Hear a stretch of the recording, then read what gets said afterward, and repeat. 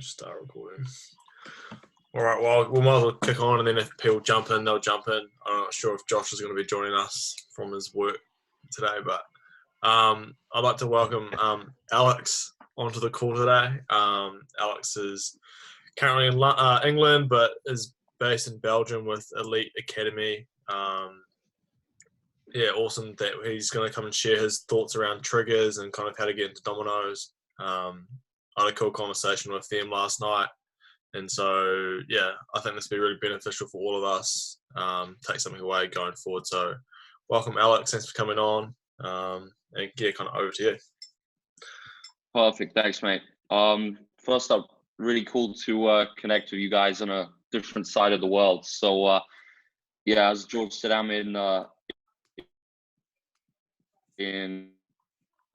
played London, but coaching at Elite Academy in Belgium. So just did my first year there. I had 3 years with NBA Europe before. I'm just going to show today some of the things and ideas that we've been working on offensively. And I think it's really cool because we're pretty aligned in terms of we use a lot of the same terminology as you guys. We speak about Dominoes a lot and then how we get to Dominoes. So today I think we're going to look more at the things which start Dominoes for us. And that's going to be looking at some 1v1 as a trigger, some dynamic 1v1, and also using a gets action. So I'm just going to share my screen. Can you guys see that okay? Yeah. Perfect. So just to give a brief kind of introduction and a metaphor, if you like, for how we want our teams to play offense. So we've got seven teams next year from under 13s up to U21, and all of them play with the same style of play. It's just a little bit more simple if they're younger. But we talk about classical versus jazz music, and we see a lot of, unfortunately, we see too much classical in youth basketball, which is the set plays approach, typically teaching things 5-on-0, and kids are learning patterns as opposed to learning how to play. So we talk about jazz in terms of there is a structure to the offense, but there's a lot of freedom, and we never really know what could happen each time. There's a lot of independence in the players to kind of go off script and improvise. So that's kind of what we want our offense to be like, that jazz example on the right. I'm not going to show these clips, but this is just, I think in Europe, if any of you guys watch European basketball, it's very, very classical, and there's nothing wrong with that. It's a really effective way to play. I think classical, if you look at it, it's basically just triggers, actions put together in a pattern. The NBA, I would say, is a lot more jazz based, using a lot more triggers. It's a lot more free. We do speak about this Harvard gorilla effect, and in terms of why I'm so kind of into this approach to teaching these triggers and these actions. It basically leads to players not doing, which is, I don't know if you guys have seen this, but if you put it on YouTube, basically count the number of passes that the guys on white have to do. And you get so focused doing that you miss the gorilla when he appears on the screen. And that's basically the classical approach. If you're doing that with young kids, teaching them those set plays first. So Dominoes, I'm going to skip through this stuff because George did a really good presentation for us yesterday. I know he did the same one with you guys. So we use exactly the same. This is something cool. I'll send this to you, George, in case you guys want to use it. But we actually do some posters with some of the key things that we emphasize offensively and defensively. And then some of the kids stick them up in their bedrooms, or we stick them up in gyms where we practice. So it's just a nice way to reinforce some of the stuff you're doing in your practices. So basically looking at how we can knock the first domino over and start the whole sequence. So this is kind of the reverse engineering part. So we always start teaching all the domino stuff first.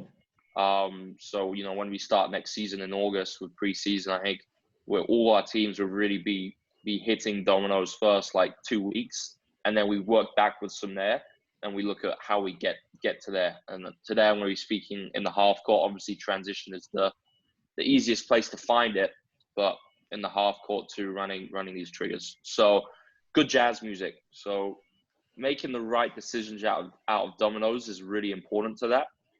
Then we talk about starting structures, decisions on when we solo. And I've kind of taken this musical analogy and applied it to our whole offense. So a solo is just a 1v1. And then the variety of the triggers that we use. So in terms of, before we get to our solos and the gets, which is going to be the main trigger we look at today, we've got to have a key signature. And just like in music, you can see in the top corners there, you can see that the key signature of this is 2 flats. And that kind of tells the musician what to play. And we have the same in basketball with our starting structure, how we space the floor in a half court. George, have you done some of this stuff with the different spacing alignments? We did a little bit when we talked about our transition, but we didn't dive super deep into it. Okay, cool. So yeah, we basically just have the same, structures. Under 14s in the program, we actually just start with 2, which is the filled lead and the filled spread. And then we gradually add a little bit more complexity as they get older. So basically what we try and emphasize, we like filled lead just because of the double gaps we have. And you can see it's wide spacing in terms of the big double gap we have through the middle of the floor by spacing to the 45s as opposed to the swings, which have been done, traditionally. So what that does is it leaves a big space for us to run actions through the middle of the floor in that filled lead. And then the spread stuff is obviously what the New Zealand national team did a lot. And that's great, but obviously you're creating double gaps through actions. So we're going to look now at these triggers. So key concept here is the idea of neutral. So neutral is basically when we have no advantage. And that would look like, not an outnumbered situation. So it would be like a 4-on-4, 5-on-5, the defensive back, and they're typically in front of us and chest to chest. So I talk a lot about a positional advantage, and that's actually different to a mismatch. Positional advantage to us is if the defender's like on the hip, shading left or right, i.e. giving you a driving line, that's a positional advantage. But if they're right in front of us, that's neutral. So then I'm really obsessive with our players in terms of them being able to recognize this, because if there is an advantage, even if it's a really small positional one, well, as you guys know, we're in dominoes and whatever we're doing is off and we're just driving and kicking or passing the ball to get a great shot. So something that I've learned a lot this year was about 1v1. And I came into EA, and I don't know if any of you guys have followed some of our stuff, but I work with Yorick Michaels, a really, really good skills trainer. But I felt like our kids were really skilled coming in, but they didn't have an understanding of when to go 1v1 and make it effective. And the problem we had was, would be in games at the start of the season, it would be so messy. It would just be kids looking to just go 1v1, ISO, beat their guy off the dribble. And that's really not kind of reflective of what the game is at the higher levels, and especially European basketball. So I kind of went really anti 1v1 as a result of that, to really try and get them more using like 2- and 3-man game actions and working together to get an advantage. But then at the same time, I was kind of, I went too far against it, because at the end of the day, if you have an instant domino creator, someone who is really skilled or really athletic, well, 1v1 is a really easy way to get into dominoes, and you don't always need to be running actions if they can do that. As well, if you're playing against, I'm sure George has done the pie chart stuff with you in terms of the pie charts. Well, obviously, if there's a defender on the other team who's really weak, we want to exploit them through 1v1. So the key thing with this, though, with the solos, is that it's more role based, and especially as you get older with some of your older age groups in the club, I think that's when you got to define your roles a little bit more, because not everyone's going to have the ability to do this. But your best players, your most competent players, I think they should be encouraged and have a license to do it. So what we speak about with this, and what I mean by static is either off the catch or off the dribble. And that's kind of like more of an old school 1v1 that you kind of saw in the NBA early, like in the 2000s, with like going off like a jab or whatever. So just a few things you got to be wary of is in a single gap, but particularly if it's in a single gap and you don't have great shooters either side of you. So if you guys see the diagram on the left in the 5 out, the field spread. So we got, if 2 and 4 aren't good shooters, then their defenders are probably going to be in a pretty good support position, kind of taking away those driving lanes. And I'll show you guys some, we'll get onto the clip soon, but that's not a good time to go 1v1 because those defenders can just stab at the ball and be disruptive. Now, if you have 2 shooters to have a lot of gravity, and that means the defense are going to be really attached to them, still on that same diagram, well, that's actually a good situation to go 1v1 because all the space 3 has. So it's really important that they're able to have vision, the player on the ball, so that if they think it's a good time to solo, then they got good space. And if they haven't, then they've just got to connect with a teammate to clear them out and create a double gap. So you can see that on the middle diagram. Let's say that 4 isn't a great shooter and his defender's in the gap. 3 can just connect with 4, tell him to cut through, and now they've created that double gap between 3 and 5. And those double gaps are really good because of the time and space that it gives the ball handler to solo. Now we look at the green light, and obviously this isn't necessarily black or white, but in the double gap or even a triple gap, good time to go against the matchup advantage. So say we have a bad defender on us, we can immediately just look to solo, or we can be creative and try and get their worst defender matched up onto our best soloist through running actions, i.e. if we know they're switching, or it's really easy, we can just run ball screen, zooms, whatever to try and get the switch and then solo. And also, guys, late clock. Late clock, if it's kind of last 6 seconds, maybe you haven't got time to run a quick like 2-man action, or it's like a pick and roll or something. Looking for a solo then can be effective too. Any questions so far? Right. So this is something we came up with at the academy just to help kids understand when is a good time to solo.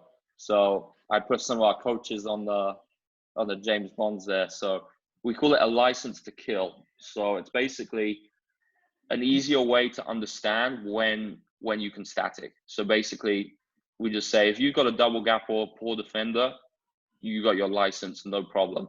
But if you haven't got one of those things, we prefer to use other triggers, such as the gets, which we'll see in a second, to get to the dominoes. Because particularly if you're soloing against good defenders, it's tough. So another type of solo, so it's just 2 types. It's either static or dynamic. And dynamic is really, really important. I think it's the most important thing if you're working with under 12s and under 14s. I think it's the most important offensive concept to teach. So basically what a dynamic solo is, it's just 1v1 with movement. And that means the defender is moving. So he is not going to be in a static position when the solo starts. So he's moving through either a closeout situation or a type of cut made by the offensive player. And the type of cut that we use the most, it's called the blast cut. So we can see here some perimeter blast cuts, but basically what a blast cut is it's any cut made from a double gap into a single gap. So you can see here on these spacing diagrams, it all starts in double gap spacing, but then player 1 is making his blast cut to come into the single gap. And the idea is that it's a really fast movement, and it's not a V cut. We don't teach like V and L cuts anymore, just because it's too slow and you can't. It's very awkward. If you're doing a V cut to get open, you can't have the same drive or shot decisions that you get off this blast cut because you're just not square to the basket. So basically, it's a sprint, and the idea is that the speed advantage created, the defender is going to be out of position, and I spoke about that positional advantage. So then we may have a domino seeking opportunity, i.e. a dry baseline, a dry middle, or a shot, just from that movement, making the defender be in a position that's harder to guard us. And we can also make blast cuts. It doesn't just have to be from the perimeter. We'll see that when we look at the get. But say we got someone in the dunker spot, they can also blast cut up from the dunker spot towards the middle, because that's still kind of coming from a double into a single gap. So really simple decision charts. If there is no double gap, you obviously cannot blast cut. So you've got to create it, and that can be created through either cutting or running going to screen for someone, whatever. So just looking at some of the basic reads we've got on the blast cut, and this is why it's so important for teaching young players, because this is basically teaching them the principles of what they need to be an effective basketball player. And all these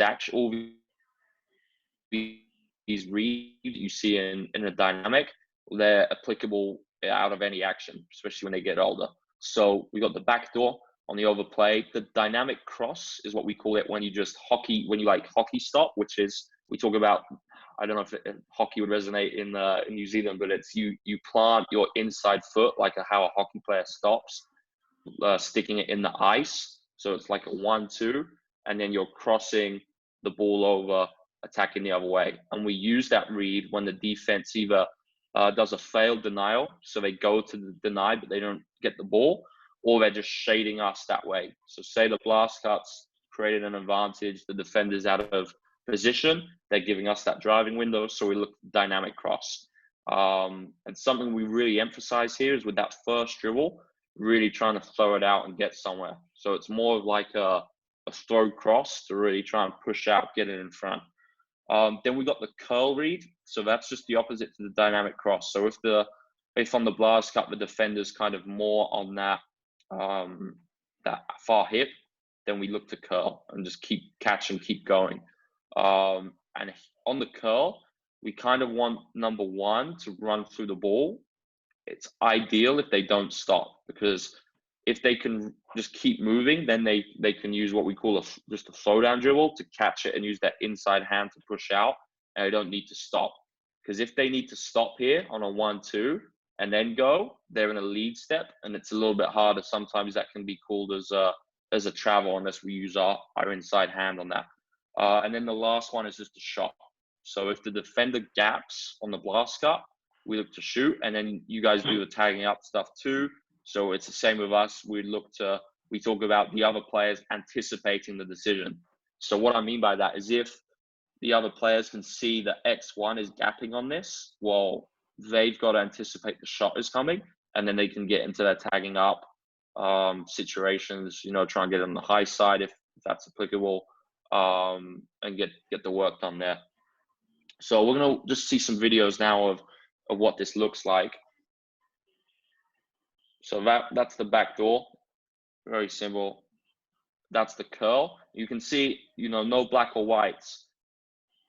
How I did it on the diagram was Ingles would have come up, followed the three, but that's also, if the defender's really like caught napping like that, hands on the knees, well, that's just instant dominoes right there. So you can just curl to the basket. It's exactly the same dynamic 1v1 read. And then this is what I meant, just using that inside hand. So if you can see here, using that inside hand to throw it out, it's like a throw cross. It's like a throwdown cross, and then he just keeps going. And this was actually in this game, you can see that's actually like a triple gap right now between Oster and the ball handler. And this was something we were doing tactically. They had a turtle, which is, I know you guys, I think you did a session of Zico. That's what Zico uses for the big slow guys. So we were just trying to really make his life difficult. And Oster's like our most skilled offensive player. His brother's like a EuroLeague player, really, really like high level player, great athlete. So for him, that's just a really easy 1v1. And we were just doing this all game and getting into domino situations. So that's our curls. Another one right there. You can see that double gap we have through the middle of the floor. It works really well just because of all that space we have to run these actions. Another one right here. And this one is a nice example of that inside hand. If you just watch number 3 as he receives it, he uses that inside hand, I'll slow it down, to really push it out. And it's a more natural thing for the athlete to do that and then run onto the ball and receive it, as opposed to using the outside hand. And then this is the dynamic cross, guys. So you can see Jaylen Brown, he's blasting out of the corner, big double gap. And defender now is what we call shading baseline. If you see where that defender's feet are, he's shading in a major way. That's a really big positional advantage. And obviously against a guy like Jaylen, who has an elite first step, that's going to lead to problems. Same thing there with KP. And now he doesn't get all the way to the rim, but obviously for him with his height, that's a good shot. And then this is the shot read.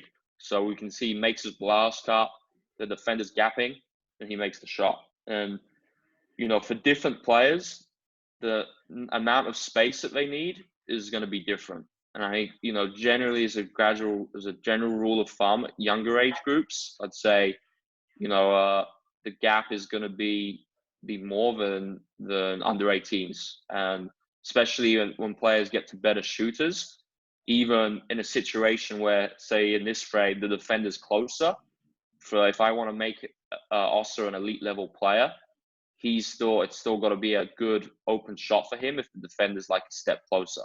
And that's kind of trying to develop an elite shooter, getting them able to still make it a good shot for them with less space than seen in this clip here. That's kind of preparing him for the next level.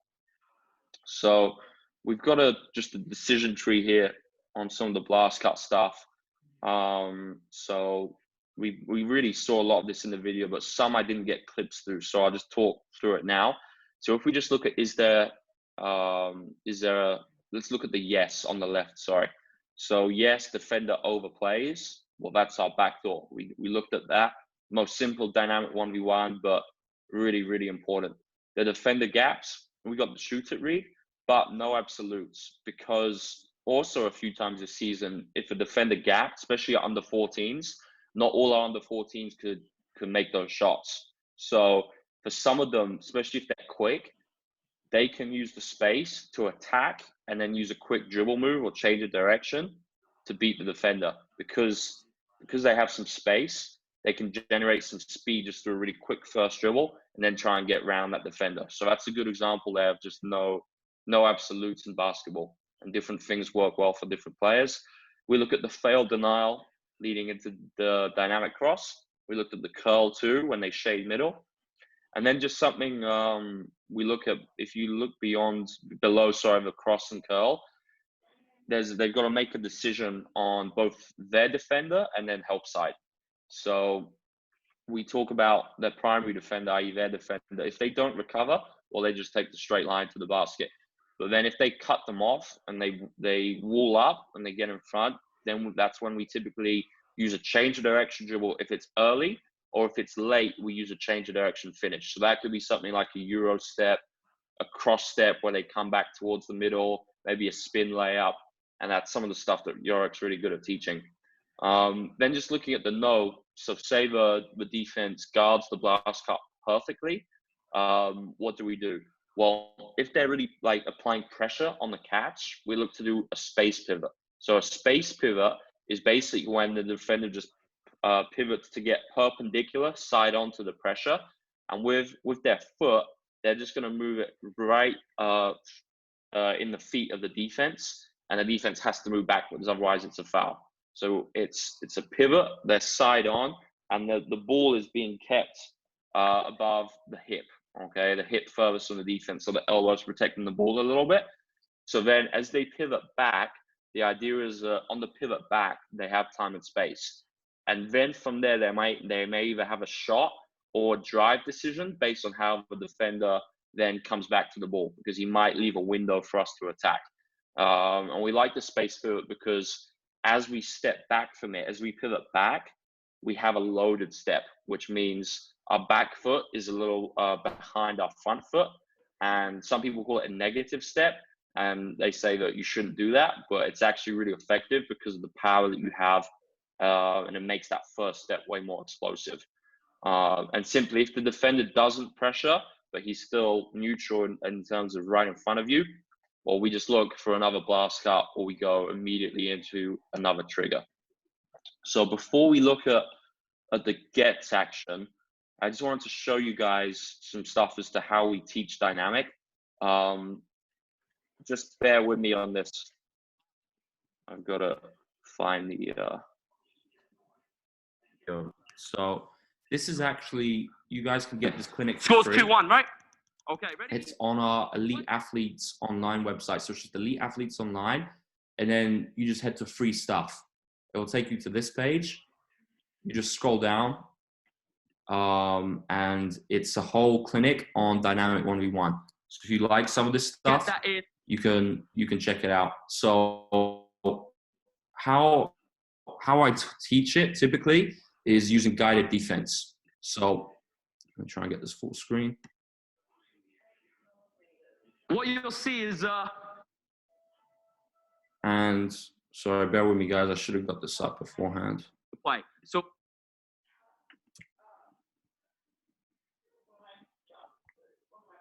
you pass the ball with.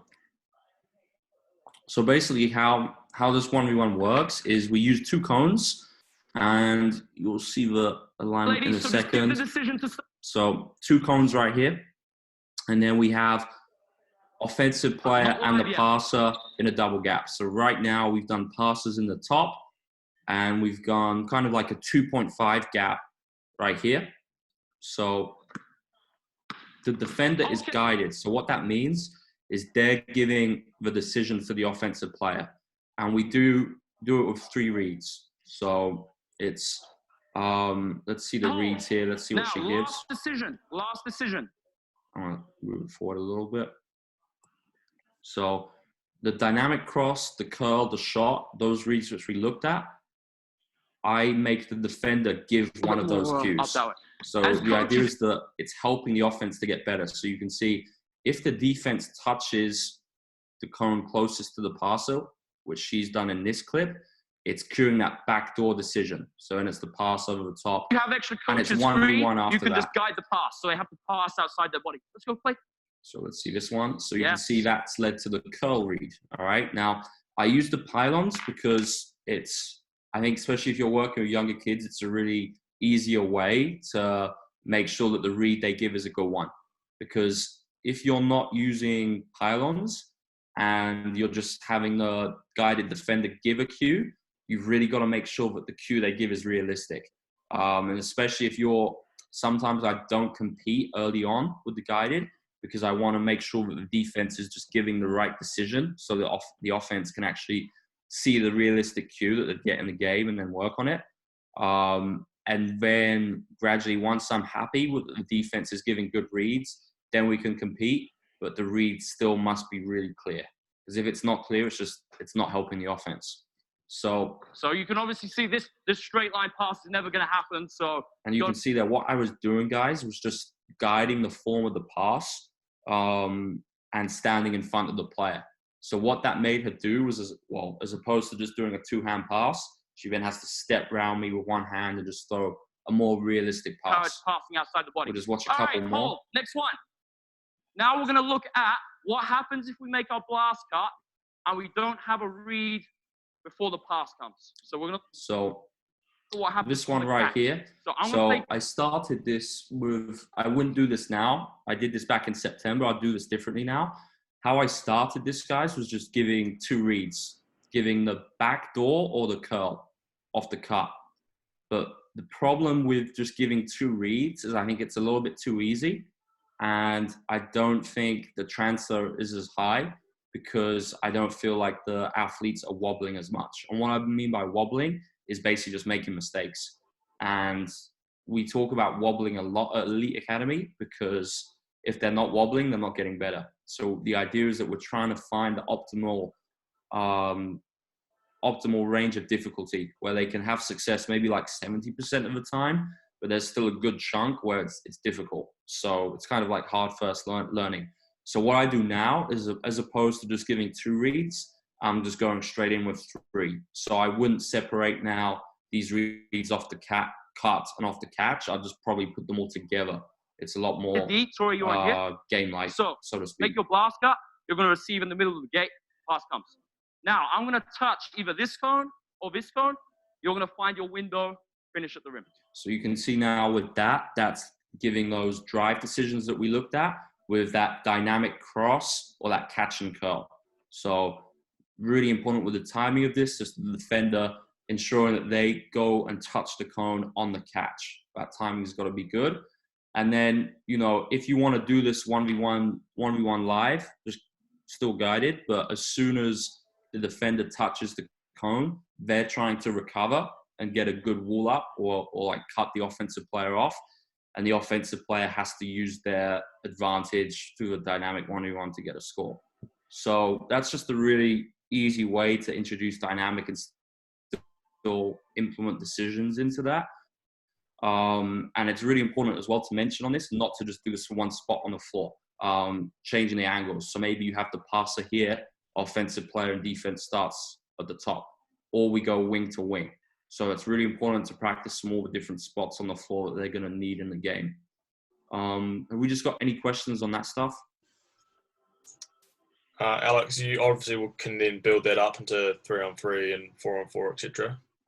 100%. In fact, let me just show you guys on Fast Draw some of my favorite dynamic 1v1s, because, I mean, I actually learned about this from Italy. I've spent a lot of time with Italian coaches, and then I think Canada, Mike McKay, he took a lot of these ideas and made them better. But I think the reason Italian basketball is so good is because literally every under 14 club in Italy, the coaches teach dynamic and they do all this stuff really, really well. So then that's why the players know how to play the game, because they can make all these reads. So, I mean, I follow like basketball in a lot of different places around the world. I think especially like looking at some Australia and New Zealand stuff. I think if you guys could do dynamic with your younger kids, I think it would be amazing to see like what type of players you can produce, because it's such a good concept. So just some other dynamic 1v1 drills or small-sided games. So this is more of a static start. So what I have in this frame here is a 2v2, and I've done a self-spin. So player one is just going to spin the ball out, and it's going to be far because they've got a sprint and blast cut into it. So they're going to spin the ball out, and then player one is guided defender. So they're going to either cue the dynamic cross by shading towards the baseline. They're going to either cue the curl, which is what they've done in this frame, by kind of shading towards the middle, being on that defender's, on that offensive player's inside hip, or we've got the gap, which would be the shot. So we've guided it, but into a 2v2 live situation. So as soon as one gives the guide, it's live. Now, what we're working on is what is 4 going to do to keep the dominoes? And this is why dominoes is integral to everything. So 1 can't guard 2. That's obviously our rule number 2 of dominoes. So now they're going to go on that wheel under, circling, if that number 1 dribbles towards them through that curl. Likewise, if it's a dynamic cross, they're just going to find their window somewhere in this type of region here. And then if it's a shot, straight into the tagging up, like I spoke about, anticipate the decision. And I do stuff like this a lot with under 12s, under 14s. And then we just change the location. So as opposed to like being in a dunker type area, we could put them on the perimeter, and then could be like into drifts, lifts, finding a window. Corner 45, they could be here in the strong side corner. Really important, like I said, to mix it up. And then 3v3 is obviously the next progression, next load up from that. Let me see some of my other dynamics that I got here.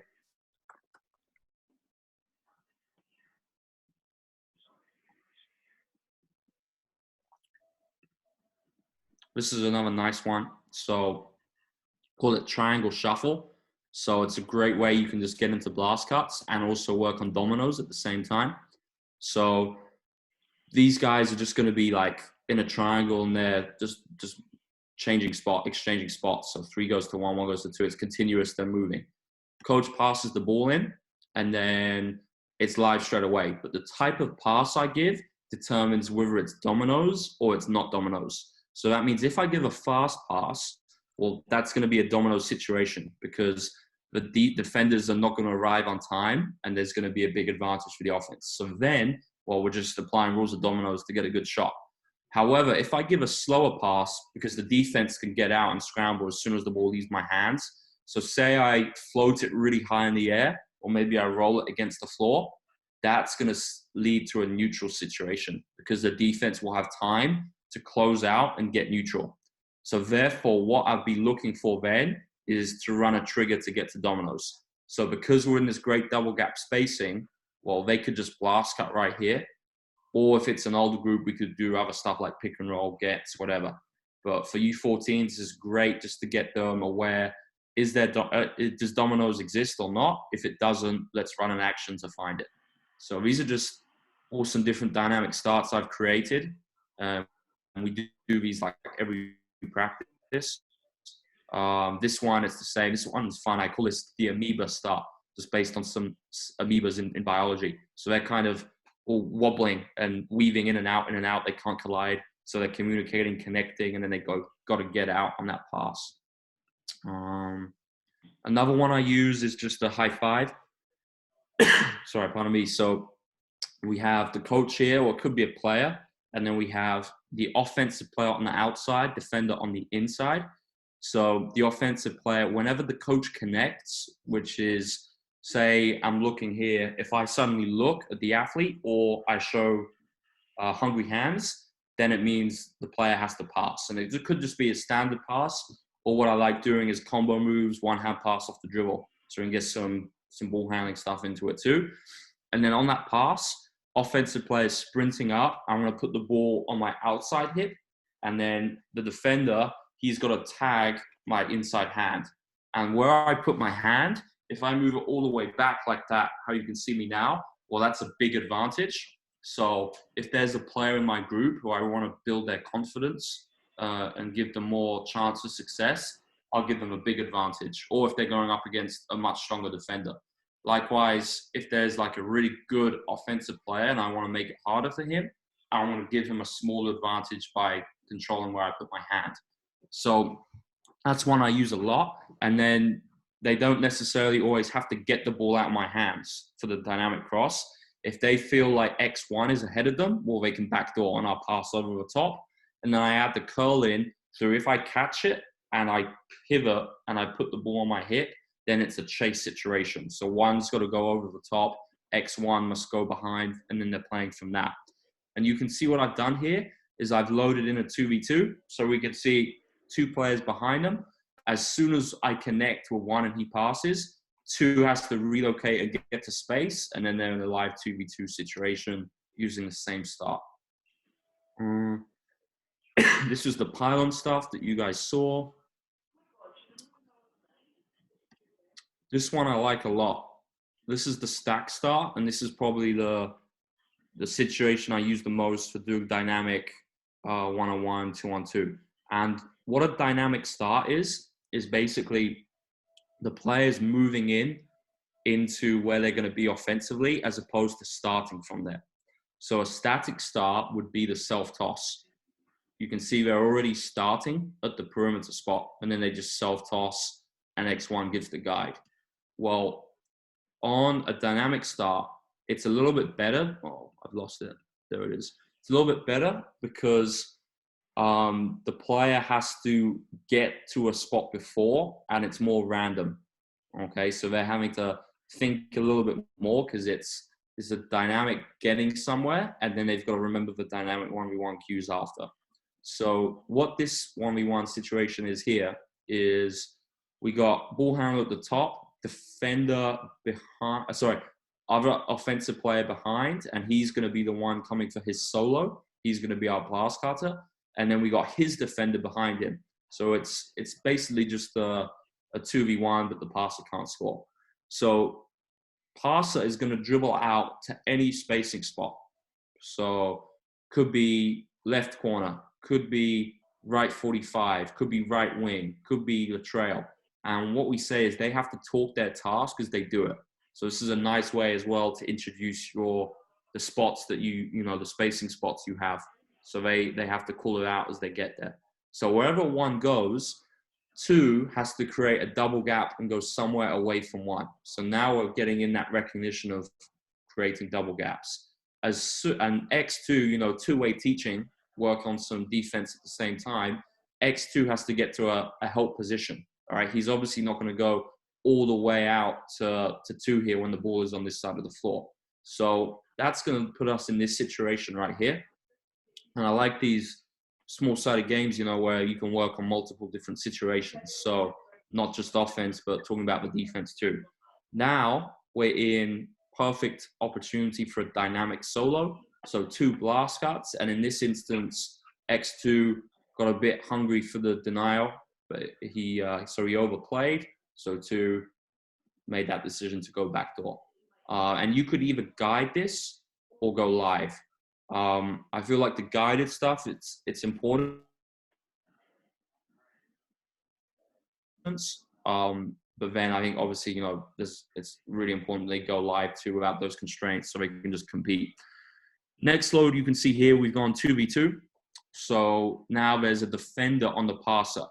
And you might have to deload this, which means take it away, take that X1 away if one is struggling too much to make a pass against that pressure on time, on target into two. So you can kind of constrain X1 a little bit. You can just say stuff like, hands got to be behind your back. So then they're like jumping around in front of them.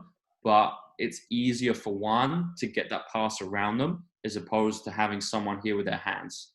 So especially for younger kids. So you just got to, watch out for that. But then this is really good because say we pass to two and two does a dynamic cross or curl.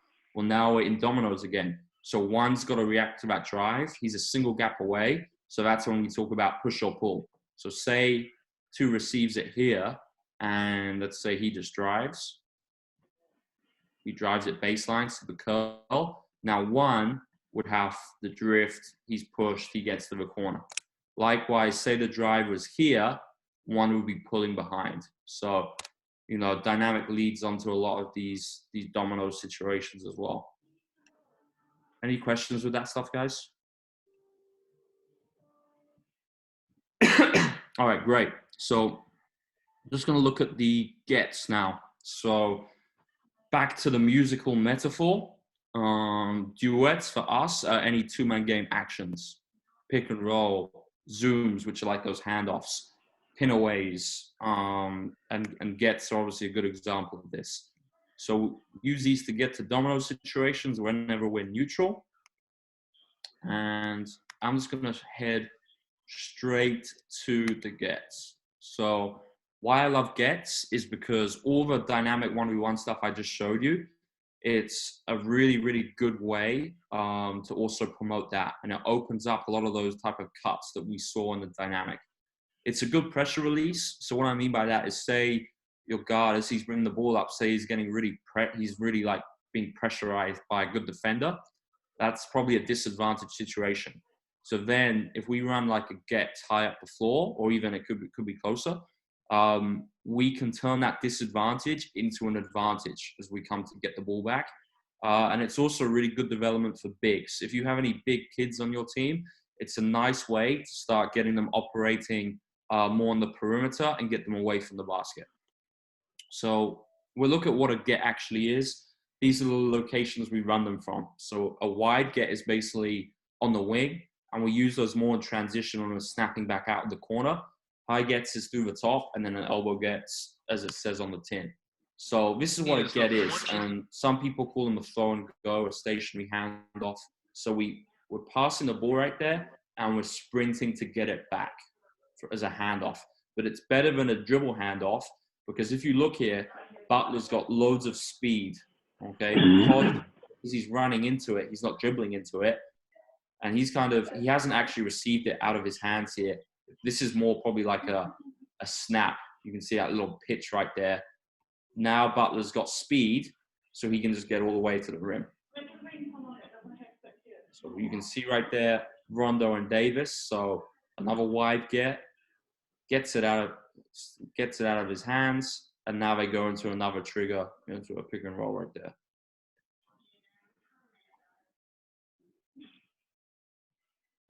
So these are just some examples of gets. That was a high gets, so you could see we started in the weak side dunker, comes to use blast cuts into the single gap, and then we're playing from there. So we split the reads between the receiver and the passer. So let's look at the receiver now, and that's the guy blast cutting to get it.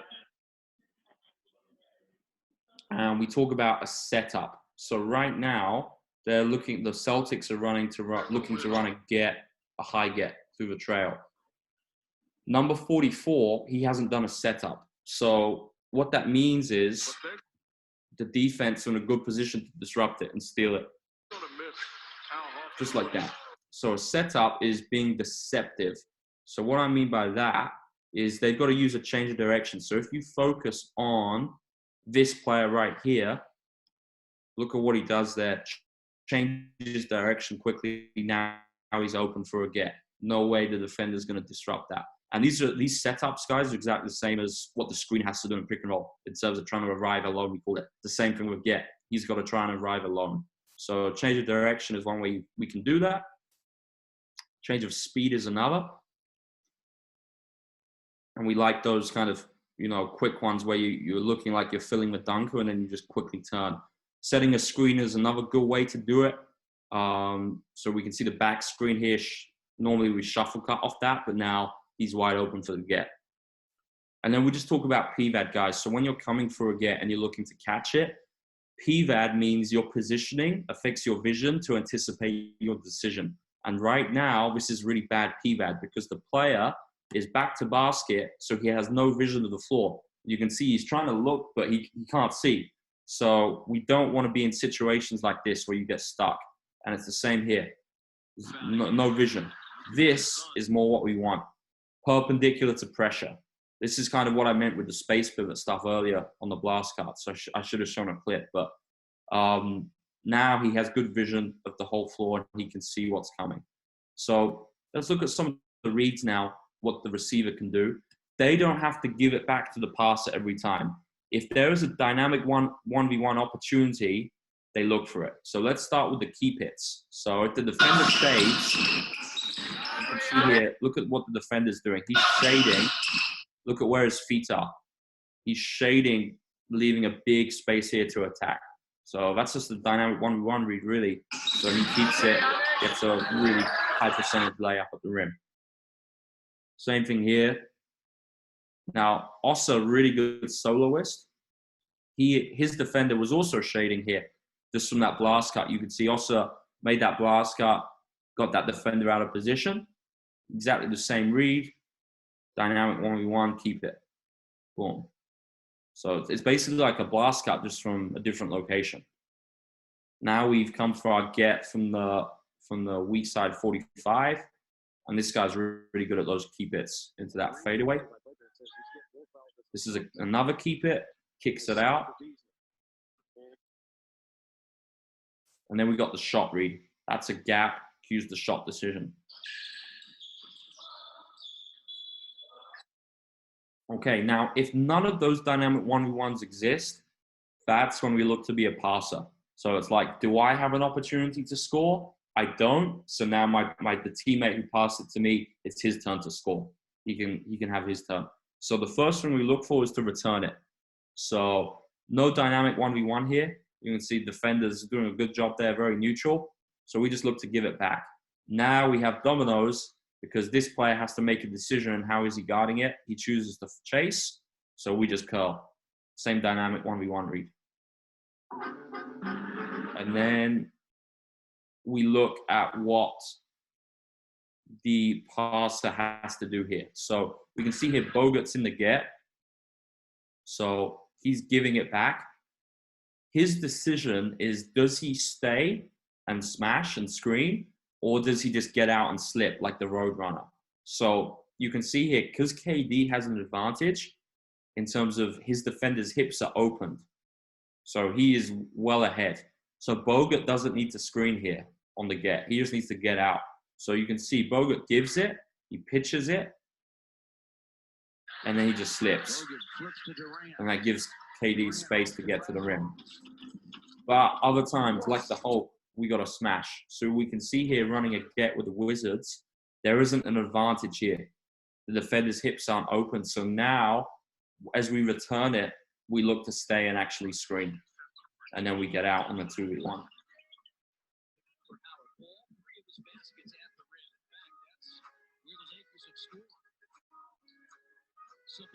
Okay, and then we got Bogut's. So I call this a Bogut. It's a pivot named after Bogut himself. So if the defense does it dirty, it means we can't pass it. The ones that we just saw before on the smash or the slip, I call it clean because the defender wasn't blowing it up. There was an option to actually return it. But here, the defender's blowing it up, so it's dirty. And when it's dirty, we can't pass it. So what Bogut does is he pivots, and then he gives it to him late. And that's something he was really, really good at. If you guys saw some of the Golden State Warriors a few years ago. So Giannis doing it here, exactly the same thing with the get, reverse pivots into him, creates the advantage, and then hits him over the top. Now, we don't always have to return it as a two-man game action. We don't always have to give it to the passer. So if we see here with Green, Clippers defender here is blowing it up, doing a good job. He opts, a Bogut here wouldn't make sense because they're so high up the floor. So as opposed to returning it and, keeping it as a two-man game action, he makes it a three-man game action, a trio, and he just goes into that little, chase right there.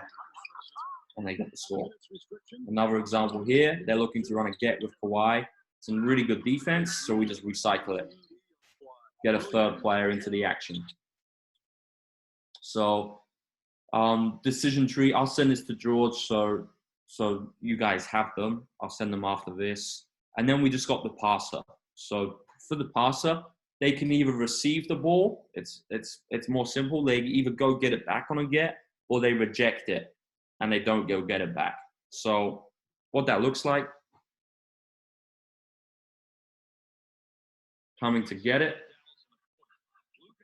comes to get it. There's a dynamic 1v1 opportunity. He goes back door, makes the score. Same thing there. We saw that clip. That was actually off Pascal Siakam looking for a get. This is a great example here of the get into Dominoes. So they're looking to run a get with Sabonis here. And Alex Caruso, he overplays. He's trying to chase over. So a really smart decision. I think this is McDermott to go back door. And now this is a great clip to show the Dominoes. So it's basically a 3-on-2 right here. So Dominoes situation triggered by that get. Now look at this separate read to stop one defender guarding two. So there's no way they're going to be able, obviously slight mismatch, slight confusion with the rotations here. But because this two-side is so big, it's making it so much harder for the Lakers, and then they get a great shot and they push that last domino over. Shoot it read off a get. So especially if the defense go under like they did here, that turtle went under, you got so much time and space to shoot it. You can see we're really attacking him a lot that game. Then we got the over. So just that last one, it's not a great angle, this one, but you can see the defender, he went under. So we just look to, continue going. Just dribble over, keep going, continue, and then he gets that layback finish at the rim. And then we got reject it. So the passer doesn't always have to come get it. He can actually go set a screen. So if he comes to get it, it's a duet, it's a two-man action. Now it's a three-man game action through this. He's gone to set a screen. And now he comes to the get, and it's his turn to score. As well as setting a screen, you can come off a screen. So you can see KP here looking to pass in. Could be a get, but KP comes to flare. And now it's a trio, a three-man game action. You can see us running this. Good setup right here. If you watch the player that comes, look at how deceptive he is right there. To arrive alone, flare, and we get a wide open shot. And that's just the decision tree for that one. So, yeah, I think that's pretty much it, George. Was that the stuff you wanted covered? Like, was that anything more you wanted from that presentation, or what are your thoughts? And I think that was awesome, just especially how you showed the drilling of the dynamic 1v1, because like you saw in those clips, it builds into the gets, and so Exactly. Yeah, working on those reads then transfers quite nicely to the gets. Does any of you guys have any questions? I got one question on if they go under on that Go for last it.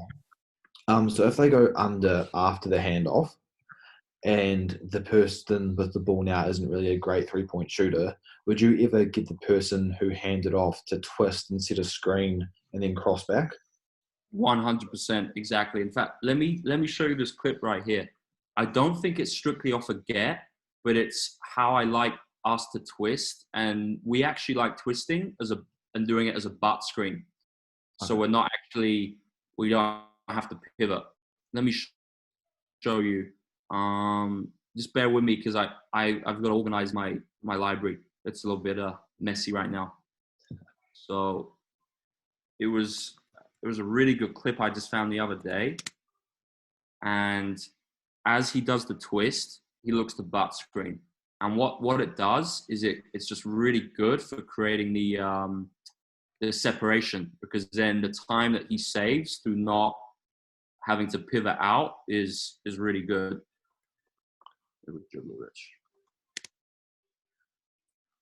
Let's see if it can find it.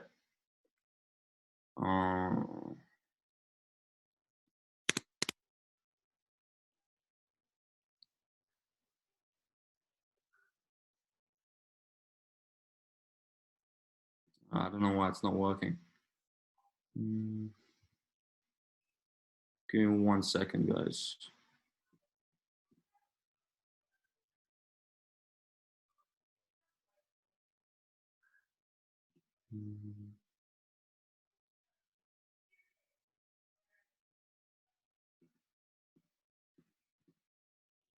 I know it's one of these VR clips, but I can't find it. I might have to send it to you. Sorry, guys, but it's a perfect example, Cam, of what you just spoke about, and it really just illustrates the clip nicely with how they go into the twist action. I'll send it to George. So, George, if you don't mind, it'd be great if you could just send it out to the coaches. I'll find it after this. Yeah, that's all good. Cheers. Cool.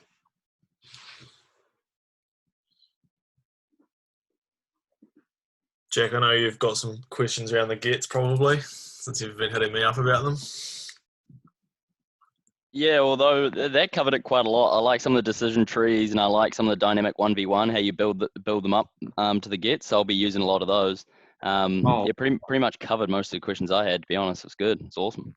Awesome. Please, man. And, if you guys have any questions after, like, if you're, like, going through it and there's something, I didn't cover, just hit me up. George has got all my contact info. So that's no problem either.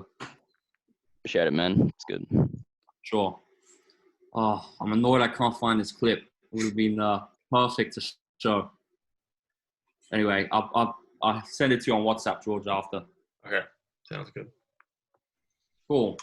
All right. If no one's got any other questions, we'll let Alex enjoy his Sunday. George, was it spring? Oh, you got one? Yeah, go away.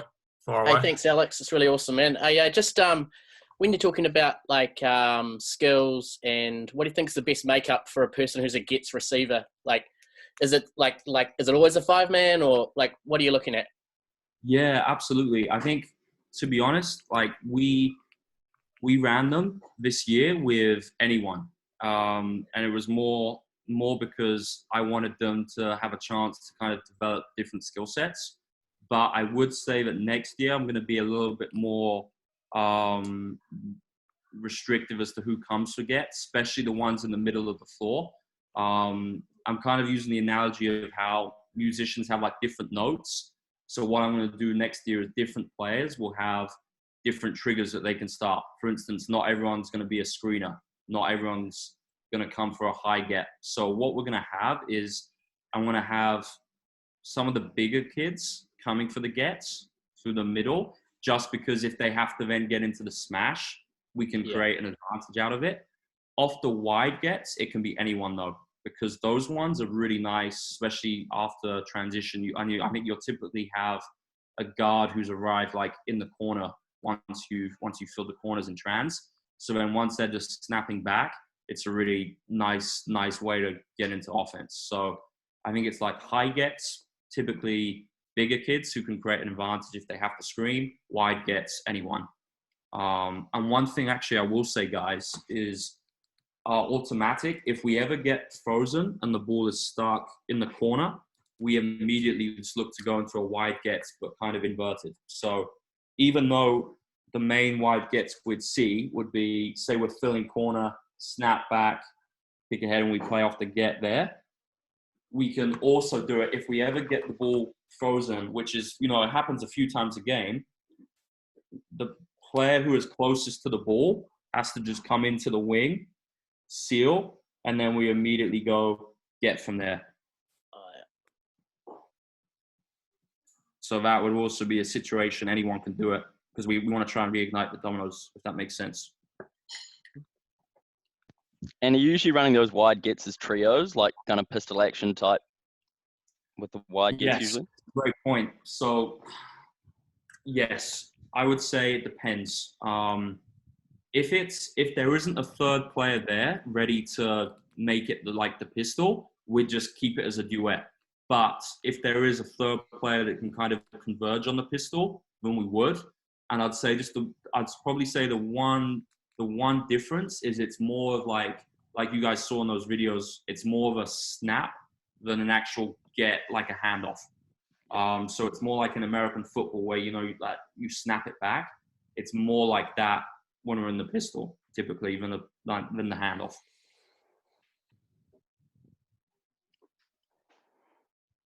Thanks. Pleasure. Any other questions?